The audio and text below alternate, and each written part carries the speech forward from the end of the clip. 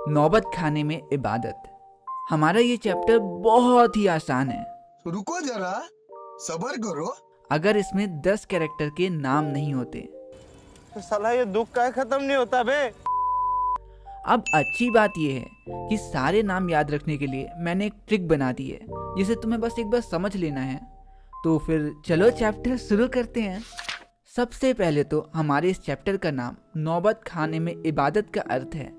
नौबत खाने मतलब होता है म्यूजिक रूम और इबादत करना मतलब होता है भगवान से प्रे करना, मतलब म्यूजिक रूम से भगवान की आराधना करना। तो लेखक यतीन्द्र मिश्र द्वारा लिखी गई हमारी ये कहानी है शहनाई वादक अमीरुद्दीन की, जिन्हें हम प्यार से बिस्मिल्लाह खां के नाम से जानते हैं। बिस्मिल्लाह खां बड़े ही फेमस शहनाई वादक थे। अब बिस्मिल्लाह खां का असली नाम मतलब अमीरुद्दीन याद रखने के लिए तुम ये याद कर सकते हो कि बिस्मिल्लाह खां पैसे से तो नहीं लेकिन सुर ताल से बड़े अमीर थे। इस तरह आप अमीर से आसानी से अमीरुद्दीन याद रख सकते हो। तो हमारे बिस्मिल्लाह खां का जन्म बिहार की डुगमुगाती हुई गलियों के बीच एक छोटे से गांव डुमराव में हुआ। अगेन आप बिहार की डुगमुगाती हुई गलियों से डुमराव को याद रख सकते हो। वैसे बिस्मिल्लाह खां का जन्म एक संगीत प्रेमी परिवार में हुआ। इनके बड़े भाई का नाम शमसीरुद्दीन था जो उम्र में उनसे 3 वर्ष के बड़े थे। इनके परदादा का नाम सलार हुसैन खां था जो डुमराव के ही निवासी थे। इनके पिता का नाम पैगंबर बख्श था और उनकी माँ का नाम था मिट्ठन। देखो ऐसे मुंह खोलने की ज़रूरत नहीं है, मुझे पता है ये सारे नाम तुम्हारे सिर के ऊपर से निकल गए। और जो कि बिस्मिल्लाह खां के करियर में उनके बड़े भाई, उनके माता पिता या उनके परदादा का कोई खास रोल नहीं रहा, इसलिए ये नाम उतने इम्पोर्टेंट हैं भी नहीं। बट स्टिल ये सारे नाम याद रखने के लिए हम ट्रिक वीडियो के आखिरी में ज़रूर देखेंगे।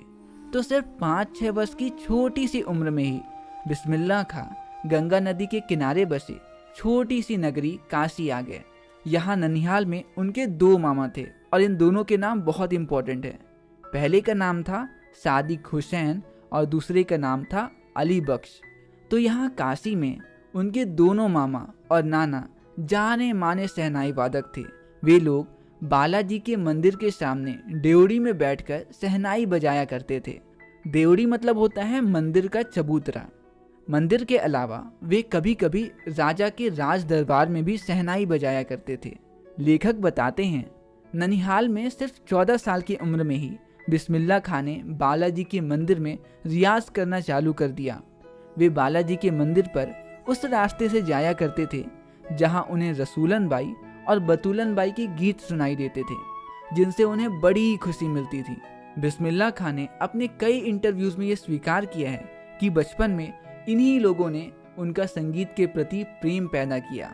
लेखक बताते हैं भले ही वैदिक इतिहास मतलब हमारे वेदों में शहनाई का जिक्र कहीं भी नहीं मिलता, लेकिन हाँ मंगल कार्यों में इसका उपयोग यह कंफर्म करता है कि शहनाई मंगल ध्वनि की प्रतीक है। फिर चाहे वो शादी बारात हो या बच्चों की बर्थडे पार्टी या मुंडन जैसे कार्य, शहनाई के वो खूबसूरत स्वर आपको सभी जगह पे सुनने को जरूर मिल जाएंगे। लेखक यतीन्द्र मिश्र के पूछने पे बिस्मिल्लाह खां बताते हैं आज 80 वर्ष के हो जाने के बावजूद मैं हमेशा 5 वक्त वाली नमाज में भगवान से शहनाई के सच्चे सुरों को ही मांगता हूँ। बेशक बिस्मिल्लाह खां काशी में बाला मंदिर पे शहनाई बजाते हैं, पर वो हिंदू धर्म के साथ साथ अपने धर्म को भी पूरी इज्जत देते हैं। वे मुहर्रम के 10 दिन अपने पूरे खानदान के साथ ना तो शहनाई बजाते थे और ना ही किसी कार्यक्रम में भाग लेते थे। और आखिरकार वे मुहर्रम की 8वीं तारीख को अपनी रोती हुई आंखों के साथ शहनाई बजाते हुए दाल मंडी से फातमान तक का 8 किलोमीटर का सफ़र तय करते थे और अपनी शहनाई के उन स्वरों के साथ सभी की आंखों को भिंगा देते थे। जब लेखक बिस्मिल्लाह खां से उनसे बचपन की यादों के बारे में पूछते हैं तो बिस्मिल्लाह खां बताते हैं जब मैं कभी खाली होता हूँ तो उस समय पे मैं अपने पिता के काम या सुलोचना जैसी अपनी फेवरेट एक्ट्रेस को याद करता हूँ।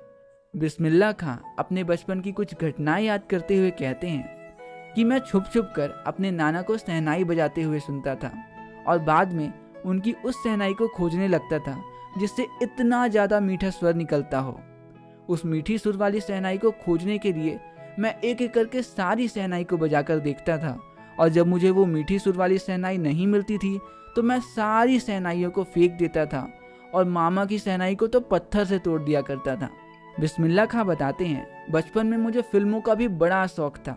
उस समय 3rd क्लास की टिकट 6 पैसे की मिलती थी, जिसे पूरा करने के लिए मैं 2 पैसे मामा से, 2 पैसे मौसी से और 2 पैसे नाना से लेता था। फिर बाद में घंटों टिकटों के लिए लाइन लगकर अपनी फेवरेट एक्ट्रेस सुलोचना की मूवी की टिकट खरीदता और मूवी के मजे लेता। हाँ, लेकिन बाद में मैं अपनी पसंदीदा अभिनेत्री सुलोचना की फिल्मों को देखने के लिए अपने नाना जी और दोनों मामा की तरह ही बालाजी के मंदिर पर शहनाई बजाता था, और जो पैसे मिलते थे उससे सुलोचना की फिल्म देखा करता था, और बचे हुए पैसों से मैं रास्ते में कुलसुम की दुकान से देसी घी वाली कचौड़ी खाया करता था। और जब भी काशी में संगीत आयोजन होता था तो मैं उसमें जरूर भाग लेता था। यह आयोजन कई सालों से संकट मोचन मंदिर पे हनुमान जयंती के अवसर पर होता था। बेशक बिस्मिल्लाह खां मुस्लिम कम्युनिटी से बिलोंग करते हैं, लेकिन वो हिंदू धर्म को भी उतनी ही श्रद्धा से मानते हैं। वो बताते हैं, जब भी वो किसी राज दरबार या किसी कंपटीशन में शहनाई बजाया करते थे तो उनकी शहनाई का मुंह लोगों की तरफ नहीं बल्कि बालाजी के मंदिर की तरफ होता था। बिस्मिल्लाह खां कहते हैं, गंगा नदी के किनारे बसी वो काशी कोई स्थान नहीं, ये एक पाठशाला है, एक स्कूल है संस्कृति और सभ्यता का। बिस्मिल्लाह खां बताते हैं, जब काफी सालों तक काशी से बाहर रहने के बाद मैं सन 2000 में दोबारा से काशी आया तो सब कुछ बिल्कुल बदला बदला सा था। अब देसी घी की कचौड़ी और जलेबी में वो पहले वाला स्वाद नहीं था, और अब तो बालाजी के मंदिर में नए गायक और वादक भी आ चुके हैं, जिनके संगीत से कहीं ना कहीं उनकी संगीत के प्रति घटती आस्था और रियाज ना करने का मालूम होता है। बिस्मिल्लाह खां हिंदू और मुस्लिम दोनों ही कम्युनिटी के बीच एकता और भाईचारे के प्रतीक हैं। उन्होंने भारत रत्न, संगीत अकादमी पुरस्कार और इन जैसे न जाने कितने पुरस्कार अपने नाम किए, और 21 अगस्त सन 2006 में 90 साल की उम्र में वो हमारी इस दुनिया से विदा ले चले। तो बस यहीं पे ख़त्म होता है हमारी ये प्यारा सा चैप्टर। तो चलो अब उस ट्रिक को भी देख लेते हैं जिससे आप सभी कैरेक्टर्स के नाम याद रख सकते हो, और वो ट्रिक है, सलमान खान अमीर है मिट्ठन मियाँ और साला हम तो पैगंबर, यार शहीद अली बाबा अब तो पैसे दे दो। यहाँ सलमान खान से आप याद रख सकते हो बिस्मिल्लाह खां के बड़े भाई शमशीरुद्दीन को। अमीर से आप याद रख सकते हो बिस्मिल्लाह खां का दूसरा नाम अमीरुद्दीन। मिट्ठन तो उनकी माँ का नाम था ही, और साला से हम याद रख सकते हैं उनके परदादा का नाम सलार हुसैन, और पैगंबर से हम उनके पिता पैगंबर बख्श को याद रख सकते हैं। उसी तरह शहीद से हम बिस्मिल्लाह खां के पहले मामा शाहिद हुसैन को याद रख सकते हैं, और अली बाबा से उनके दूसरे मामा अली बख्श को। अगेन हमारे इस चैप्टर में लेखक के दोनों मामा और उनके पिता पैगंबर बख्श का नाम बहुत ही इम्पोर्टेंट है, तो इन्हें तो आपको याद रखना ही है। तो बस यहीं पे ख़त्म होता है हमारा ये प्यारा सा चैप्टर। मिलते हैं अगली वीडियो में अगले चैप्टर के साथ, और तब तक के लिए दीजिए मुझे इजाज़त। नमस्कार।